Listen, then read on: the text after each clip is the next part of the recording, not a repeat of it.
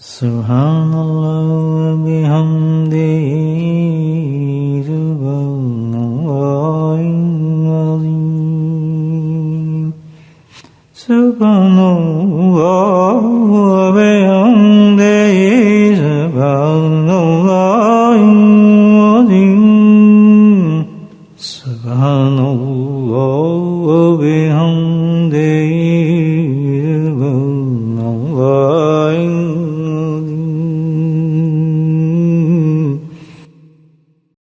نحمده ونصلي على رسوله الكريم أما بعد قال الله تعالى في القرآن المجيد أعوذ بالله من الشيطان الرجيم بسم الله الرحمن الرحيم إن الله وملائكته يصلون على النبي يا أيها الذين آمنوا صلوا عليه وسلموا تسليما اللهم صل على سيدنا ومولانا محمد معدن الجود والكرم اللهم صل على سيدنا ومولانا محمد وعليه القلب مرة اللهم صل على سيدنا ومولانا محمد وعليه وصحبه وبارك وسلم أما بعد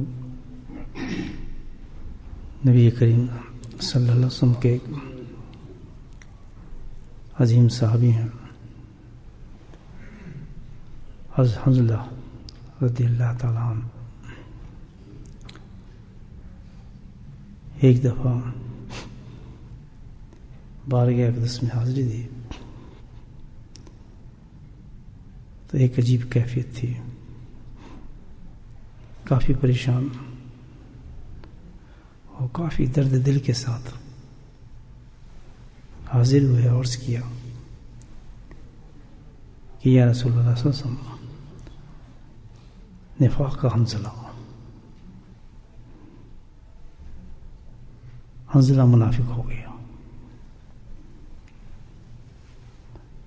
آپ صلی اللہ علیہ وسلم نے یہ سنا اور صحابی موجود تھے، تو آپ نے پوچھا کس بات سے تو کہتا ہے بھائی منافق ہو گیا، کیا وجہ؟ تو انہوں نے اپنے احوال پیش کیے، اپنی حالت کو پیش کیا اور عرض کی کہ یار اس معاملہ یہ ہے کہ جب میں آپ کی مجلس میں حاضر ہوتا ہوں تو آپ کے جمال جہاں آرا سے میں اپنی آنکھوں کو سیراب کرتا ہوں، یعنی آپ کی زیارت کرتا ہوں، آپ کے چہرے مبارک کی. آپ گفتگو فرماتے ہیں تو ان کلیوں کو، ان موتیوں کو میں اپنے دامن کے اندر چھپاتا ہوں، یعنی جو آپ باتیں فرماتے ہیں، گفتگو کرتے ہیں، وہ اتنی پیاری اور اتنی قیمتی ہیں کہ میں اپنے دل میں اتارتا ہوں، اس کو سینے میں اتارتا ہوں. تو حالت یہ ہو جاتی ہے، ایسا لگتا ہے اس حالت میں ہم کہ میں آخرت کو دیکھ رہا ہوں، میری آخرت کو میری نظریں دیکھ رہی ہیں، جنت کو نظریں دیکھ رہی ہیں، جہنم کو میری نظریں دیکھ رہی ہیں، اور اس قدر فکر ہو جاتی ہے مجھے آخرت کی، دیکھ چو رہا ہوں کہ بہت گھبرا جاتا ہوں اور سوچتا ہوں کہ میرا انجام کیا ہوگا.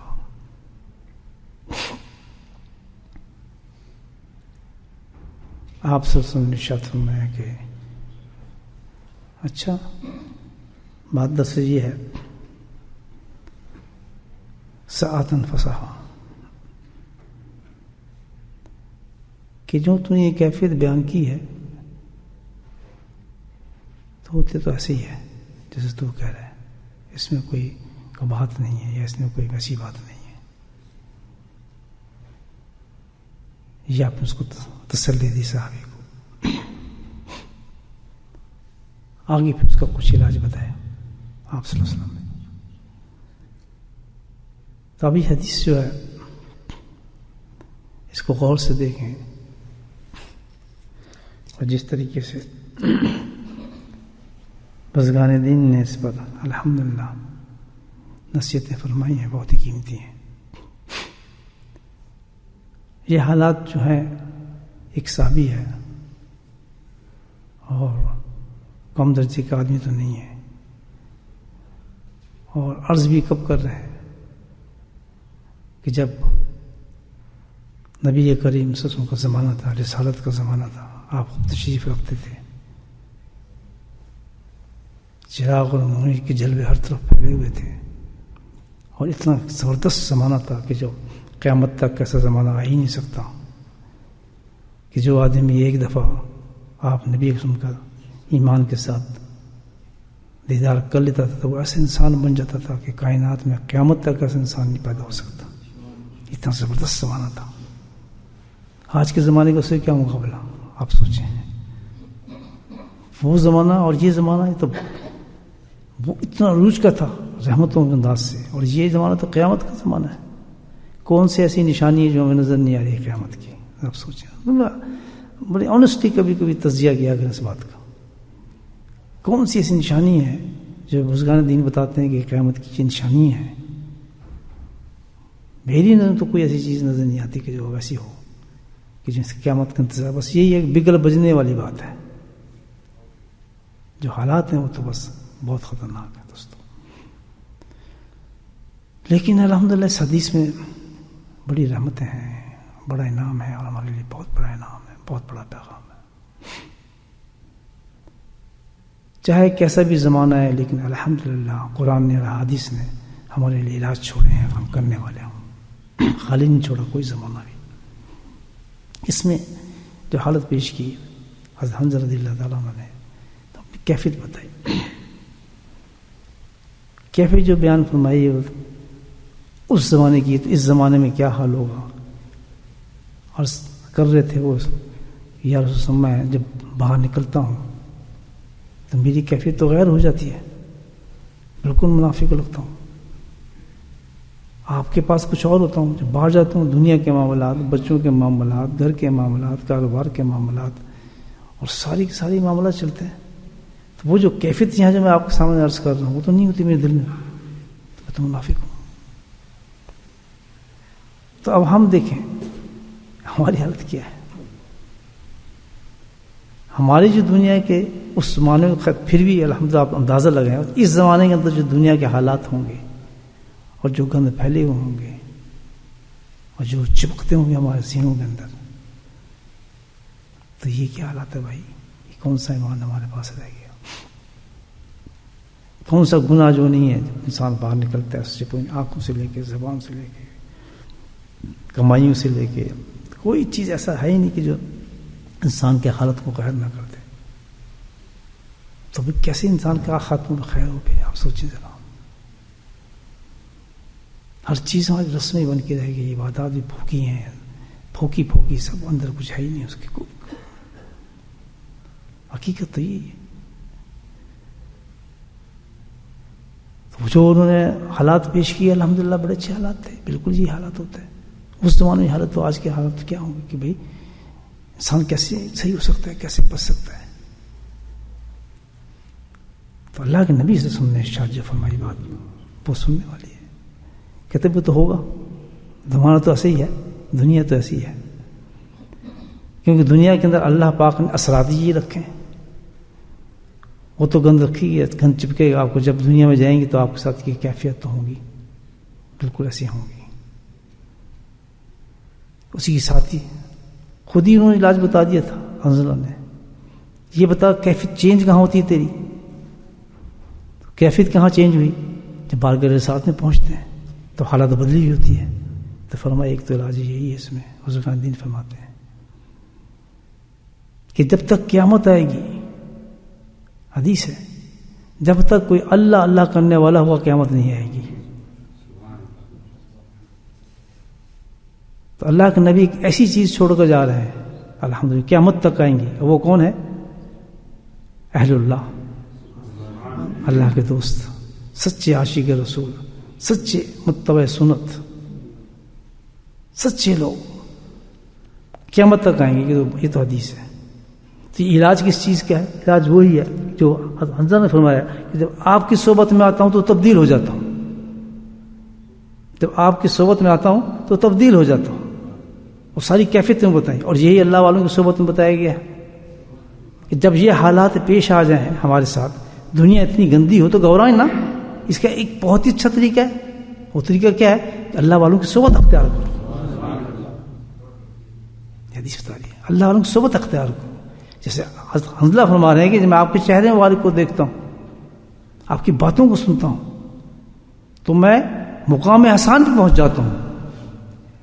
مقام احسان پہ، مرتبہ احسان پہ پہنچ جاتا ہوں. وہ تو خیر بارگاہ ہی ایسی تھی کہ ایک نظر میں انسان مرتبہ احسان پہ پہنچتا تھا. تو اولیاء اللہ کی بھی شان بتائی ہے کہ ان کو دیکھو تو اللہ یاد آتا ہے، ان کی باتیں سنو تو علم میں اضافہ ہوتا ہے، ان کے پاس بیٹھو تو گناہ جھڑنے شروع ہو جاتے ہیں، اللہ کی محبت میں اضافہ ہونا شروع ہو جاتا ہے. یہی صحبت بتائی اولیاء اللہ کی. ان کی صحبت میں بیٹھ کے انسان کے دل میں اللہ کی محبت بڑھتی ہے، اتباع سنت آتا ہے، صحیح محبت اترتی ہے، گناہوں سے نفرت پیدا شروع ہو جاتی ہے. تو فرمایا یہی تو بات ہے پھر کہ جب ایسا زمانہ کیسا بھی آ جائے تو جیسا تو میرے پاس آتا ہے اور بیٹھتا ہے تو یہی کیفیت تیری اترتی ہے. تو اسی طرح جس زمانے میں یہ حالات انسان کے پیش آئیں، اور وہ تو آئیں گے جب آپ باہر نکلیں گے، تو چاہیے یہ ہے تمہیں کہ اللہ نے جو اس کا انتظام کیا ہے، اہل اللہ کی کسی کی جا کے کسی اللہ والے کی صحبت میں بیٹھو، دھل جاؤ کسی وقت، صاف شفاف ہو جیسے تو بتاتا ہے. اور جس طرح تو مرتبہ احسان پہ پہنچے الحمدللہ، وہاں بھی لوگ متواتر اگر آتے رہے اور جس طرح وہ اللہ والا بتاتا ہے اس کی صحبت میں بیٹھتے رہے تو مرتبہ احسان نصیب ہو جاتا ہے. اسی طریقے سے ایک سوال تو بالکل حل کر دیا اللہ کے نبی نے صلی اللہ علیہ وسلم. دوسری بات انہوں نے کہا تھا جب باہر میں جاتا ہوں میری حالت یہ ہوتی ہے تو اس کا کیا علاج ہے؟ آپ سے سنتے ہیں اس کا بھی علاج ہے بڑا آسان کہ اس وقت یہ چاہیے کہ اپنے دل کو اور دماغ کو مکمل طور پر اللہ کی طرف رجوع ہوتے رہو.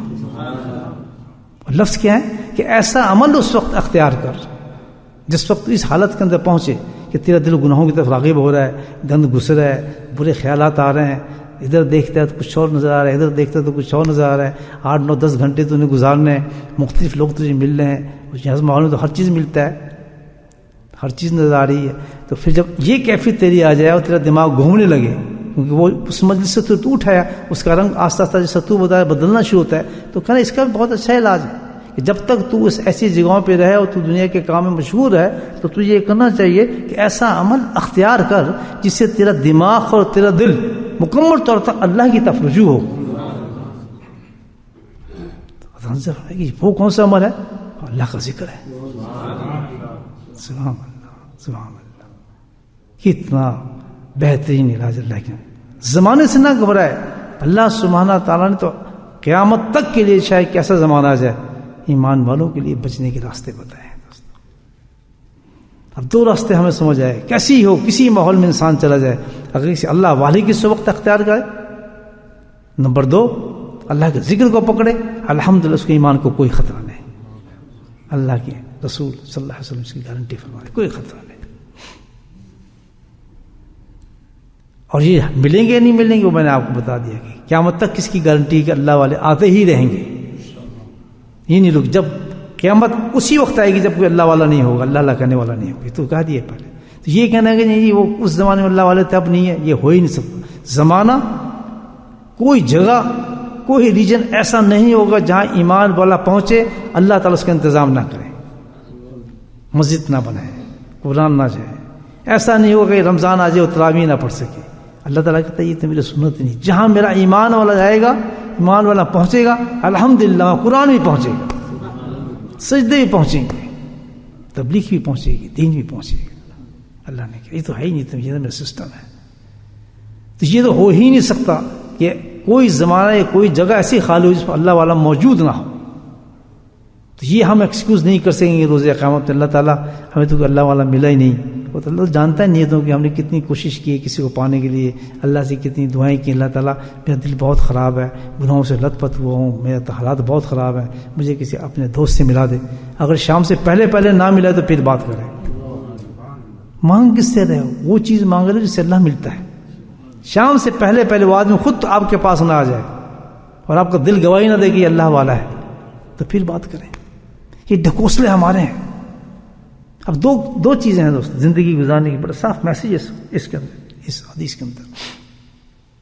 بالکل ہمارے پہ ہے، بالکل ہمارے پر ہے کہ جب یہ حالات ہمارے ایسے ہیں، ہم گناہوں کی طرف رغبت کر رہے ہیں، گناہ دھڑ دھڑ ہو رہے ہیں، بری حالت ہے اور اس کو ہم مجبوری سمجھ رہے ہیں اور کیا کریں کیا نہ کریں، اس حالت میں رہنا ہے.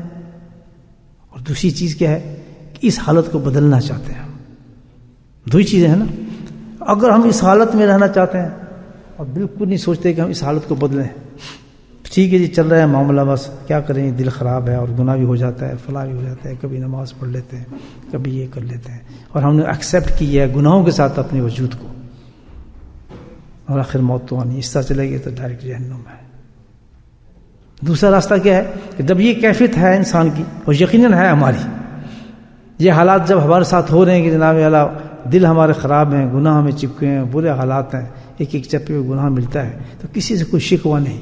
فوراً اگر ہم چاہتے ہیں آخرت کو بنانا اور واقعی چاہتے ہیں کہ ہم ان چیزوں بچ جائے، تو اس کی بہت آسان طریقہ اللہ نے بتا دیا. اسے اللہ والے کی صحبت اختیار کرو، اللہ کا ذکر کرو. سیدھی بات.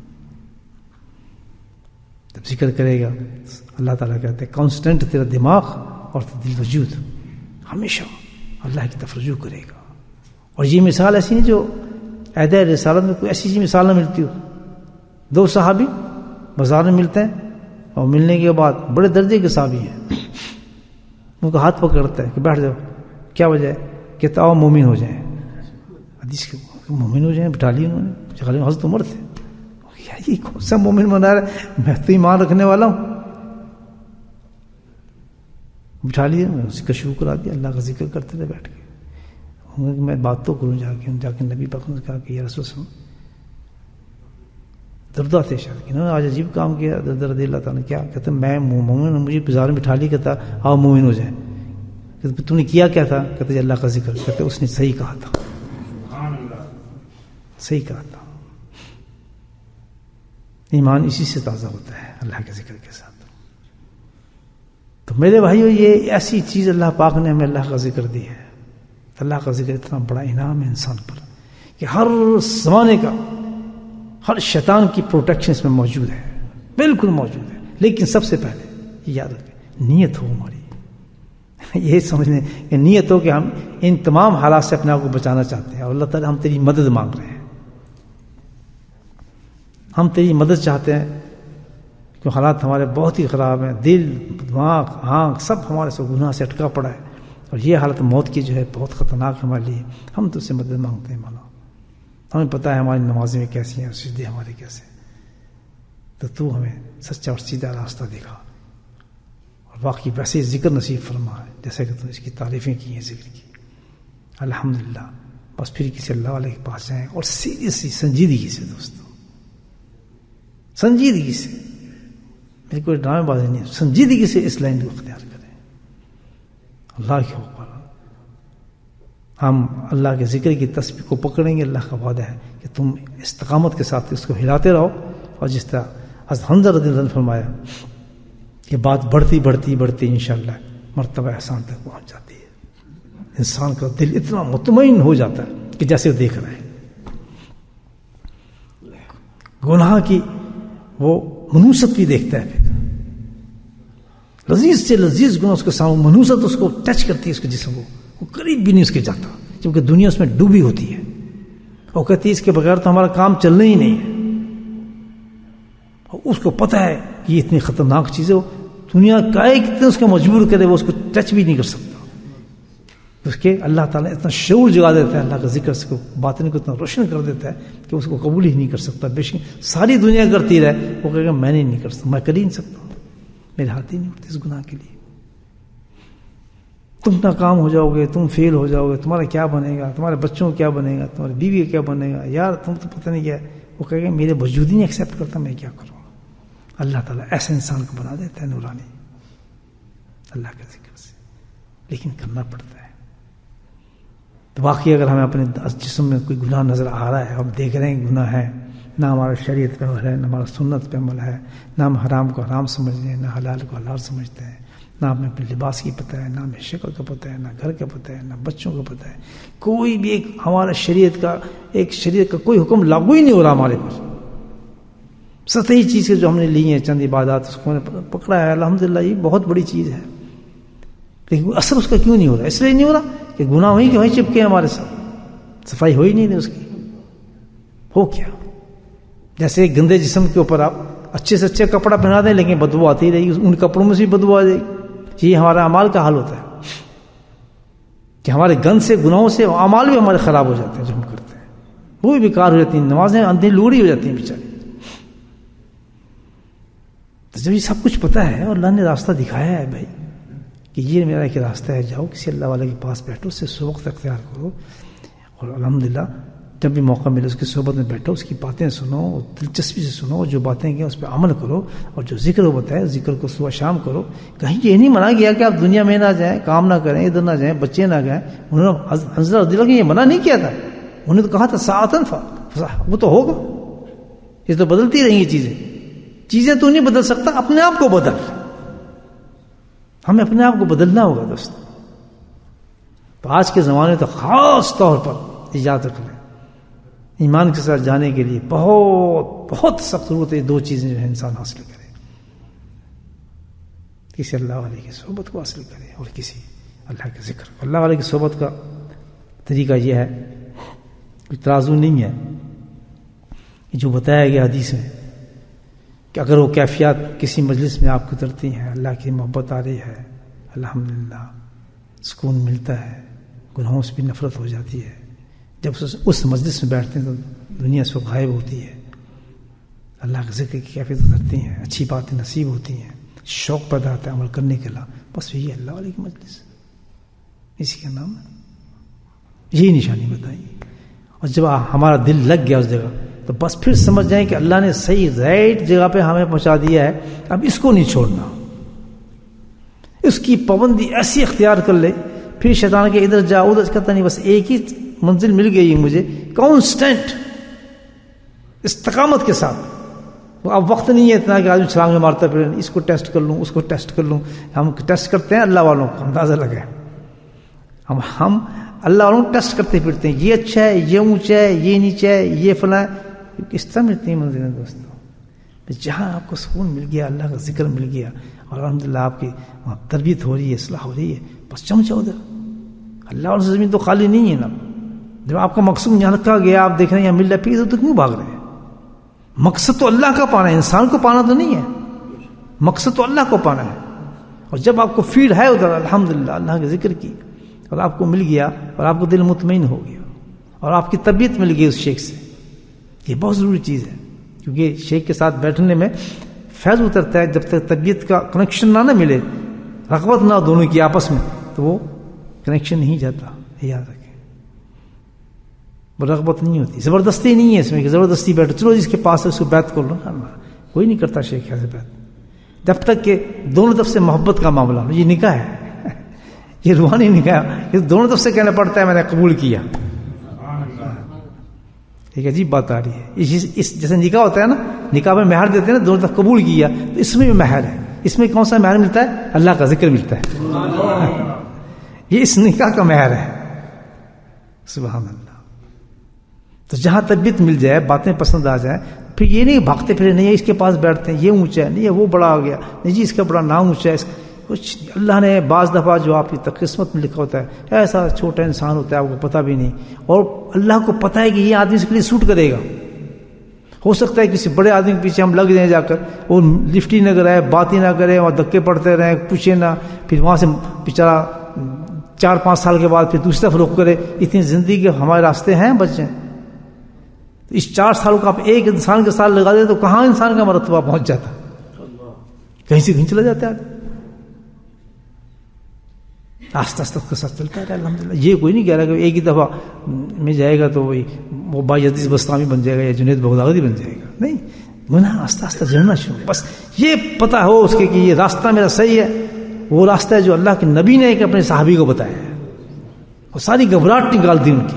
تو منافق نہیں ہو سکتا، یعنی وہ تو اتنے بڑے انسان تھے, انہوں نے جب اپنی کیفیت کو دیکھا انہوں نے کہتے ہیں میں تو منافق ہو گیا. تو ہم تو کہتے ہیں ہم سے پکا مومن کوئی نہیں, بے شک سارا گند بھرا ہوا ہے ہمارے اندر, سارا گند بھرا ہوا ہے, لیکن یہ خراب آدمی میں سب سے اچھا, یہ بالکل بیکار ہے, میں تو بہت پہنچے ہوا آدمی, میں کہتے سے خراب. صف دیکھیں اتنا بڑا صحابی, وہ کہہ رہے ہیں میں منافق ہو گیا. وہ نماز نہیں پڑھتے تھے, قرآن نہیں پڑھتے ہوں گے, اور سب سے بڑی عبادت اللہ ہو, چہرے مصطفیٰ کی زیارت صلی اللہ علیہ وسلم, وہ شخص کہہ رہا ہے منافق ہو گیا اور ایمان کی حالت میں ہے. تو کتنا خوف اور ڈر ہوگا کہ اتنی کوالٹیز کے باوجود صرف اس کیفیت پر کہ میری وہاں کیفیت کیوں بدلتی ہے. تو اس پر بھی اللہ کے نبی نے علاج بتا دیا ان کو, جو قیامت تک کے لیے کام ہمارے لیے کام آ گیا. کیونکہ مومن کی شان نہیں ہے کہ اس کی کیفیت بدلے, کانسٹنٹ وہ رہے, یا تو اپنے شیخ کی صحبت میں رہے تاکہ وہ فیض پہنچتا رہے, اللہ کی نورانی پہنچتی رہے. جب اس سے دور ہو تو پھر اللہ کے ذکر کو پکڑے.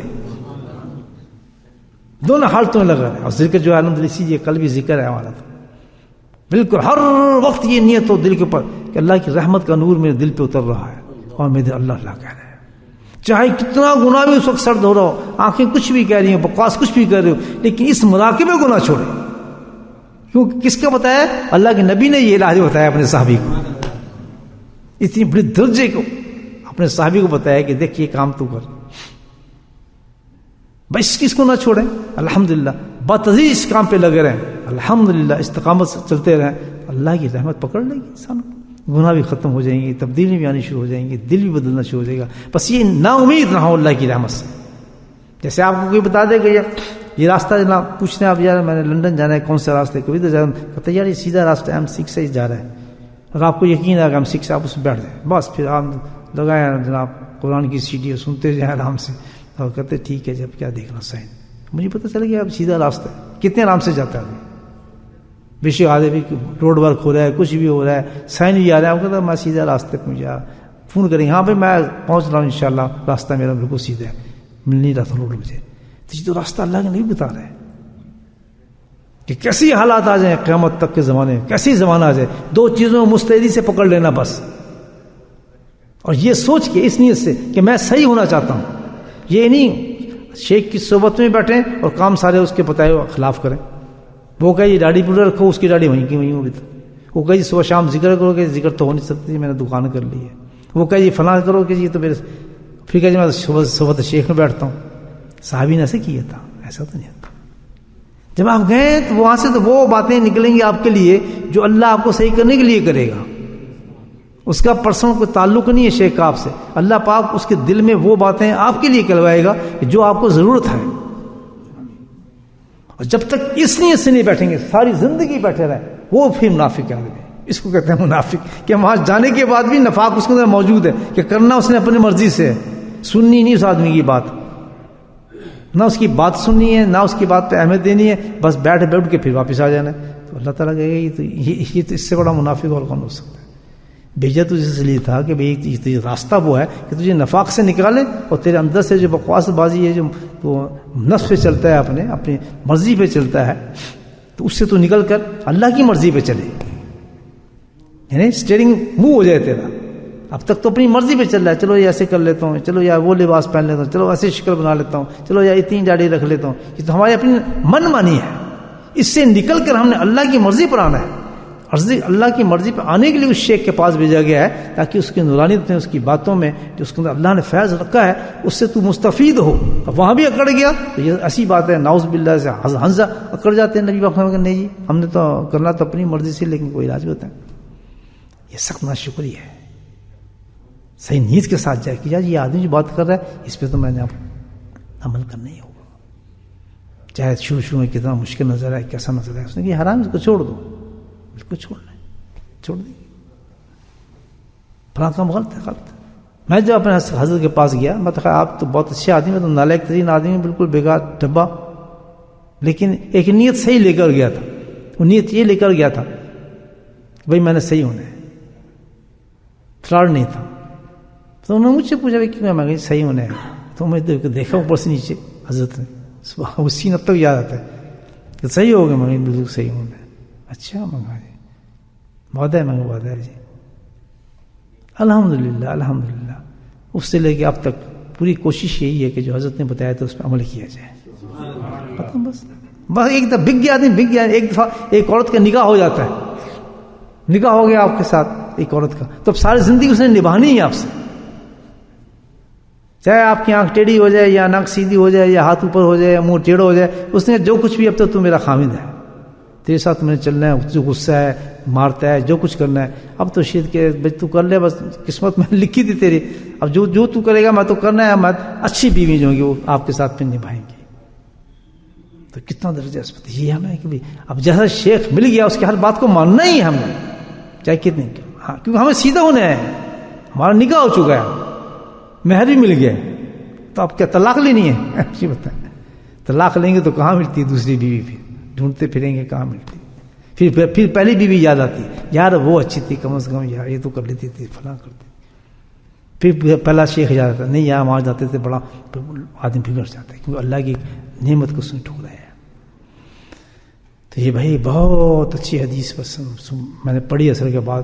میں کہا دوستوں سے اس حدیث پہ بات کرتے ہیں. آپ نے سنی ہوگی مطلب کوئی نئی حدیث نہیں سنا رہا، فضائل الاعمال میں سنتے ہیں، نئی بات تو میں نے نہیں کی، لیکن میرے دل میں یہ بات آئی کہ میری بھی اصلاح ہو گئی.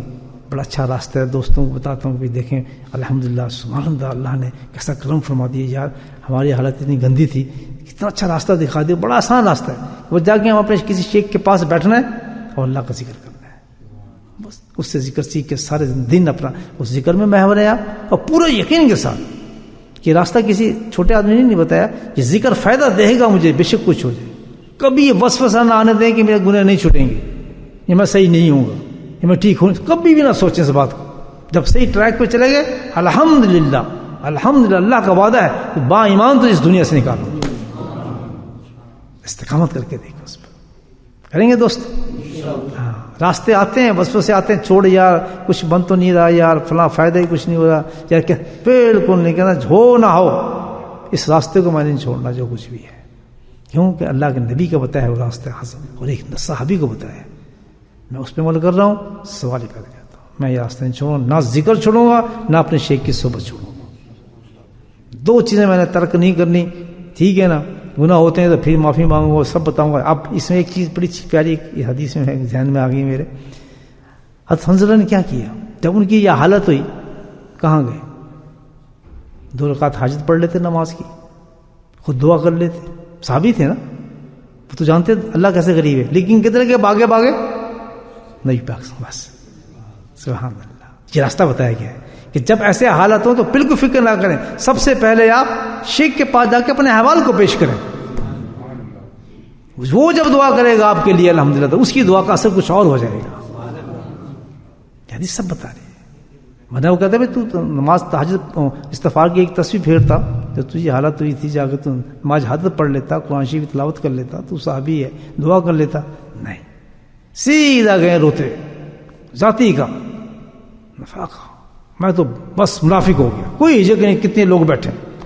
اسی طرح جا کے اپنے کوئی گناہ ہوا اپنے شیخ کے پاس جائیں، بس جی ہو گیا حضرت دعا فرمائے، میں تو گیا برباد ہو گیا. سبحان اللہ، یہ ہے تصوف. وہاں چھپا رہے ہیں، نہیں جی میں تو بڑا اچھا آدمی، میں تو بڑا جی ہے، اللہ کو تو سب پتہ ہے. تشریف مطلب نہیں، میں جھوٹ بولتا ہی نہیں جی، میں نے کبھی نماز قضا کی ہی نہیں جی، میں تو ساری جماعت سے نماز پڑھتا ہوں، ٹک ٹک ٹک ٹک ہر سے صحیح آ رہی ہے، میں نے فلاں کیا ہی نہیں کبھی. نہیں جی میں تو بہت کوشش کرتا ہوں، داڑھی جی اگتی ہی نہیں جی، وہ اندر چلی جاتی. اب یہ کوئی بات ہے؟ اندر کدھر جا رہی ہے؟ دیکھیں آپ یہ کس کو دھوکہ دے رہا تھا؟ یہ تو بات بالکل غلط ہو گئی، کوئی سسٹم ہی نہیں بنایا تھا. دیکھیں کیا ہے یار، پہلی لائن تصوف کی ہے، شیخ کے ساتھ ایسا رشتہ ہو اور صدقہ والا، سیدھا بھاگے گا. نہیں یا رسول اللہ بس میں منافق. آپ سمجھیں کہتے ہیں ٹھیک، کیسے علاج کر دیں؟ یہ ایک پہلا درجہ ہے کہ جب ایسے حالات ہوں تو کہاں بھاگے آدمی؟ شیخ نہیں ہو تو کہاں جائیں گے آپ؟ مجھے بتائیں کدھر جائیں گے؟ اللہ والے سے آپ کسی دوستی نہیں کہاں جائیں گے؟ کتنی اہم ہے چیز کہ آدمی بھاگتا ہے فون دور خط لکھتا ہے، ہمیشہ شیخ بنائے، نزدیک بنائے، بلکہ اسی بستی میں بنائے. اللہ سے دعا مانگے آپ کو گھر کے نزدیک دے دے گا. اللہ ہماری کیفیت کو جانتا ہے کہ میں سفر نہیں کر سکتا، میں اتنی دور کہاں جاؤں؟ مجھے پتا ہے وہ بہت بڑا شیخ ہے، لیکن میں اتنی دور سفر کروں یا میں یہی سن لو ایک ٹاؤن سے دوسرے ٹاؤن کر لیں آپ، کہ میرے پاس ٹائم نہیں ہے جی، میرا جاب ایسا ہے اللہ تعالیٰ کہ میں فنش کرتا ہوں، بچے بھی پھر میرے شام کو بیٹھنا پڑتا ہے، اب میں شام کو وہاں ذکر کرنے جاؤں، لیکن ذکر تو میں نے کرنا ہے ہر حالت میں، گھبراتا نہیں، انشاءاللہ میں کھولتا ہوں دکان ذکر کی دکان کھولتا ہوں یہیں پہ انشاءاللہ، ایک جگہ نہیں کئی جگہ کھول دوں گا، پھر صحیح ہے، پھر بھی نہ ہے تو اللہ تعالیٰ پھر کیا اس میں پتہ ہے، ادھر ذکر ہو رہا وہ گھر بیٹھا ہو، وہ کہتا ہے میں ٹھیک ہوں. یار یہ کتنی بڑی منافقت ہے. کام دے دیا، گھر میں بیٹھنے کا ٹائم، بیوی بچوں کا ٹائم ہے فکس ہے الحمدللہ، آپ آئیں 2 گھنٹے دیے، اب ہر وقت نہیں ایک دوسرے کو دیکھتے رہنا، تو مجھے دیکھتی رہے میں تجھے دیکھتا رہوں.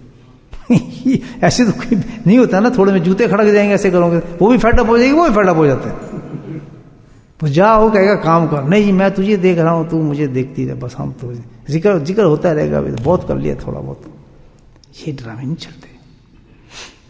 جیسے اذان کا ٹائم ہوتا ہے، ایک طالب کو تو سچا طالب ہے کڑک جائے اس کے الحمدللہ، جیسے نوٹیفیکیشن آیا دیکھیں کیا سسٹم اللہ پاک نے کیا ہے، یہ سب اللہ نے کریٹ کی ہوئی چیزیں. یہ کچھ سوچیں کہیں ہے ایسا سنا آپ نے ایسی باتیں کہ ہر شام چمکتا ہے نوٹیفیکیشن فلاں فلاں ذکر، جیسے اذان نہیں ہوتی 5 ٹائم، الحمدللہ یہ اللہ نے کیا سب، میں نے تو نہیں کیا سر، مجھے بھی آتا ہے. تو آدمی الرٹ ہو جاتا ہے ایک دم. اب وہاں بہانے بنانے لگے، نہیں جی نیند کام بیوی، یہ نہیں، سب کچھ اللہ نے دے دیا، ٹائم بھی دے دیا، کام بھی کرا ہے، بیوی ابھی رات پڑی ہے پھر بھی تو بات کر سکتے ہے، آگے چائے شائے پی لے. یہ کیا بکواس کر رہے ہیں، سیدھا چل، اللہ کی طرف سے کال آ رہی ہے، اپنا اصلاح کر، کیونکہ جو گند ہے سارے دن کا تیرے پاس، کتنے گناہ ہوئے ہیں، اگر تو نے صاف نہیں کیا اور تیری موت آ گئی تو پھر تو جہنم میں جائے گا. اٹھ صفائی کر جا کے، بس الحمدللہ آدھا پونا گھنٹہ جیسے ہی آپ اس ذکر کی مجلس میں بیٹھیں گے، ساری دن کی جو آپ کی کمائی ہوگی وہ الحمدللہ برکت سے بھر جائے گی. ایسی گھر میں برکتیں اتریں گی الحمدللہ آپ کی صحتوں میں، اولادوں میں، کیونکہ آپ نے ایک ایسی مجلس کو اٹینڈ کر لیا جس کے لیے اللہ پاک کہتے ہیں کہ یہ ایسی مجلس ہے کہ اس میں آنے والا کبھی محروم ہوتے ہی نہیں. جتنی بات اللہ کہہ رہا ہے کہ اس مجلس سے محروم ہوتے ہی نہیں والے، تو اس کے لیے ہم دنیا کو چھوڑ دیں. یار کیسے عجیب بات ہے. میری میں کہاں ہمت ہے کہ میں اتنی مسجد میں ذکر ہوتا پڑھوں، یا کہاں کوئی آج تک میں نے تو سنا نہیں. یار ہر صبح شام اتنا ذکر، اتنا بولٹر میں نے دیکھا نا، میں نے کہیں نہیں دیکھا. کتنا کرم اللہ تعالیٰ، کتنے اچھے لوگ ہیں یہاں کے، کیسی بستی ہیں گجراتی لوگ ماشاءاللہ، ان کی وجہ سے ہماری قسمت بھی بن گئی. ہم تو بیکار ہیں پاکستان، یہ تو گجراتیوں کی قسمت ہے جو ہمیں بھی چمکا دیا ان کی مسجدوں میں رہنے لگی، ہمیں بھی نوکری کرنے کی تھوڑی سی سعادت نصیب ہوگی ان کے صدقے سے. تو یہ پھر کچھ اس میں ہمت نہ کریں تو پھر کیا ہوگا مجھے آپ بتائیں، سوچنے والی بات ہے. سب سے امپورٹنٹ چیز ہے اس وقت میں آپ کو بتا رہا ہوں ہمارے لیے اللہ کا ذکر. 2 چیزیں، صحبت شیخ اور اللہ کا ذکر، سب سے امپورٹنٹ. ہر چیز کی روح اس کے اندر موجود ہے. دیکھ لیں، اس کا آپ قضا نہ کریں. میرے حضرت فرماتے تھے کہ ہر چیز کی قضا ہو جاتی ہے، صحبت شیخ کی قضا نہیں ہوتی. کتنی بڑی بات ہے کہ جو اس وقت بات اور رحمت اتر رہی ہوگی، اگر تم اس کو قضا کر دیا، نہ معلوم اللہ کی کون سی رحمت تیرے اس وقت اور تجلی تیرے دل پہ اترنی تھی. تجھے نہیں پتا کہ کس مجلس میں تو جا رہا تھا. اللہ کی خاص توجہ ہوتی ہے اس مجلس پر جہاں پہ اللہ والا بیٹھا ہوتا ہے اور ذکر کرا رہا ہوتا ہے. خاص توجہ ہوتی ہے اس پر اللہ تعالیٰ کی. عجیب غریب رحمتیں، ہر جتنے بھی سالک آئے ہوتے ہیں مرید، ہر ایک پہ ڈیفرنٹ اللہ تعالیٰ کی تجلی اترتی ہے اس پر. میں یہ قسم کھا کے آپ کو بات کہہ رہا ہوں، یاد رکھیں ایسی مجلس کہیں نہیں ملتی جس پہ فرشتے ناز کرتے ہیں، آسمان کھل جاتے ہوں، زمین اور آسمان جو فرشتوں سے بھر جاتی ہو. کیا مجلس ہوگی مجھے بتائیں. اس کے نخرے کرنے ہم تھکے ہیں فلاں، یہ تو زیب نہیں دیتی چیز. اللہ پاک مجھے بھی توفیق دے، میں بھی سوچتا ہوں بس ہمت دلائیں ایک دوسرے کو. زندگی کا میرے بھائی کوئی بھروسہ نہیں، اللہ ہمیں فضل فرمائے. 2 چیزیں کوئی مجاہدے بھی نہیں اس میں. کیا دیکھیں اب یہ نماز مغرب کے بعد عشاء پڑھنی ہے نا ہم نے، یہ گھر بیٹھ جاتے وہ کیسے سن لیتے، ادھر کی بات کر لیتے، لیکن کیا لے کے جا رہے ہیں یہاں سے. آپ دیکھیں کیا اللہ تعالیٰ دے رہا ہے کہ دل کھلے جا رہے ہیں الحمدللہ، باغ ہو رہے ہیں. اتنا لطف آ رہا ہے. اللہ کے رسول کی باتیں، ہمت بڑھ رہی ہے، محبت بڑھ رہی ہے، گناہ جھڑ رہے ہیں، اللہ کی توجہ خاص ہو رہی ہے، قریب اللہ کے ہو رہے ہیں، فرشتے دعائیں کر رہے ہیں. اللہ اکبر. مجھے بتائیں آدھے گھنٹے میں کیا کما لیا ہم نے، کیا کچھ لے گئے. اور یہ آج کل پھر صبح ہو جائے گا، 5-6 گھنٹے کے بعد پھر یہ مجلس لگ جائے گی. سبحان اللہ بولیں. اور ناز کرو بلٹن والوں الحمدللہ. روتے ہیں لوگ. اس مجلس کے اندر تقریباً 800 آدمی حاضر ہیں, 800-900 عورتوں مرد حاضر ہیں اس دنیا کے اندر. آپ اٹھا کے دیکھیں, ریویو چلتا ہے یہ دیکھنے اس میں نظر مار. 800-900 ہزار تک آدمی ہوتے ہیں ایک مجلس کے اندر پوری دنیا کے اندر. یہ سن رہے ہیں اور آپ کی طرف بیٹھے رو رہے ہوں گے وہ کہ کتنے خوش قسمت آدمی وہ لوگ جو سامنے بیٹھے ساری باتیں سن رہے ہیں. یہ کل کھلیں گے پردے واسطے, کل پردے کھلیں گے. کیا وہ پاگل ہو گئے اس وقت رات کے وہاں پاکستان میں کیا بجا ہوگا, عرب میں کیا بجا ہوگا, 4-5 گھنٹے کا, کہیں 1 بجا ہوگا, کہیں 3 بجا ہوگا, زمبیا میں کیا بجا ہوگا. آئے میں فون کر کے بتاتا ہوں کہ کتنے خاندان سے وہ جاگ رہے ہوں گے. میں جھوٹ تو نہیں بول رہا, مسلح پہ بیٹھا ہوں. کتنی عورتیں اور بچے جاگ رہے ہوں گے, خدا کی قسم بچے کی ذکر سنتے ہیں. 8-9, 3-4 گھنٹے کا. امریکہ میں 6 گھنٹے کا فرق ہے, وہاں سن رہے ہیں. انڈونیشیا, ہالینڈ, ہانگ کانگ, یعنی کوئی ملک ایسا نہیں ہے کہ جو بیٹھ نہ جاتے ہوں, بیٹھ کے ریسیور میں کلک کر کے ذکر نہ سنتے ہوں اللہ کا. میں قسم کھا کہہ رہا ہوں. اور پھر وہ رش کرتے ہیں. یہ کیسے لوگ ہیں یار, وہ لوگ جس وقت سامنے بیٹھے سن رہے ہوں گے اللہ کا ذکر, اور اللہ کے ذکر سے محب ہو رہے ہیں, ہم یہاں سن کے مست ہو رہے ہیں. تو کتنے افسوس کی بات. کل اللہ ہم سے جب نعمتیں پوچھے گا تو یہ تو سب سے بڑی نعمت تھی کہ تیرے گھر کے ساتھ تھا اللہ کا ذکر. وہ محروم تھے اور تجھے تو دیا تھا میں نے, تو نے فائدہ کیوں نہیں اٹھایا اس کا؟ چھوڑنا چاہیے. اور کس طرح کانسٹنٹ دی ہے اللہ پاک نے, اور کہا کہ جس نوکری کی وجہ سے تو چھوڑ رہا تھا تو فرمایا اگر اس میں تیرے 10 پاؤنڈ کم کر دیتا, تو 10 پاؤنڈ تجھے کم ملتے, تو یاد رکھ اس 10 پاؤنڈ کی جگہ تجھے 10,000 پاؤنڈ کی برکت دیتا.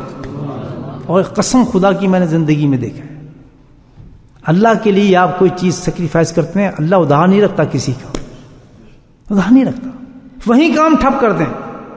زندگی میرا ریکارڈ ہے کہ میں نے کبھی زندگی میں, ایک ٹائم تھا 5 سے لے کے 6 گھنٹے تک میں نے کام کر رہا ہے. دنیا بزنس میں کاروباری کیا میں نے, دنیا شاپنگ کر رہی ہے, بائنگ کر رہی ہے. جس طرح ویئر ہاؤس میں لوگ جا کے کرسمس پہ لوگ خریدتے تھے, میری شاپ تھی نا, واللہ زندگی میں کبھی نہیں گیا میں خریدنے. لوگ کہتے ہیں یہ پاگل ہے. بس جو صبح 5 گھنٹے 6 گھنٹے میں کرنا اس وقت کر کے دکان بند. نہ کبھی سنڈے گیا, نہ سیٹرڈے گیا, نہ ویئر ہاؤس گیا, نہ ریکارڈ ہی تو جانتے ہیں ساری دنیا میں. کیوں؟ بس ختم. جو کچھ دینا ہے 5 گھنٹے میں دے گا اللہ تعالیٰ, ختم. میں اس وقت کو کیوں اور جگہ لگاؤں جو اللہ کو دے, میں نے وقت دینا ہے. مجھے تو کوئی تنگی نہیں ہوئی زندگی میں, دوستوں روٹی کھاتا ہی رہا, اور اللہ نے بہت دیا. کبھی جو اللہ کی خاطر آپ کے وقت دیں گے کہ اس میں میرے یار اگر میں 10 پاؤنڈ کم ہو جائیں گے, میں 5 منٹ پہلے دکان بند کر دوں, 10 منٹ پہلے دکان بند کر دیتا ہوں, چلو چلتا ہوں. یہ کس لیے کر رہے ہیں؟ صرف آپ اپنے ہی فائدے کے لیے کر رہے ہیں کہ میں نے جا کے اللہ کا ذکر کرنا ہے. لیکن شیطان, قرآن کی آیت ہے کہ سب سے پہلے انسان اللہ کی طرف چلتا ہے. کس چیز سے ڈراتا ہے؟ کھائے گا کہاں سے, اور تیرا پورا کیسے ہوگا, تیرا تو نقصان ہو جائے گا, 5 پاؤنڈ تیرے کم ہو جائیں گے, اتنے پتہ کتنے گاہک آ جائیں گے. خبردار, جیسی ٹائم دیکھیں نوٹیفیکیشن کا بھی ذکر ٹائم ہو گیا, وہیں ڈراپ کرتے ہیں ہر چیز, ٹرک ساکت ایوری تھنگ. وضو کریں سیدھا اللہ کے ذکر میں آ جائے کہ جس کا ذکر کر رہا ہوں دے گا بھی وہی مجھے. رزق کیا, رزق سے بڑی چیزیں ملیں گی, روحانی رزق اللہ بتائیں گے. لیکن کبھی قربانی دینا سیکھیں ہم اللہ کے لیے, تب بات بنتی ہے. نفس کی قربانی دینا سیکھیں, نفس کو ماننا ہوتا ہے. کرنا چاہیے نا دوستوں, یا نہیں؟ انشاءاللہ کوشش کریں جتنا اللہ کے راستے میں اپنے اندر کو کل کریں گے, اندر کو ہم مار کے پھر اس چیز کو حاصل کریں گے. اللہ کے یہاں بڑے انعامات ہیں, بڑے انعامات ہیں, بڑے انعامات. اللہ پاک ہم سب کو توفیق دے.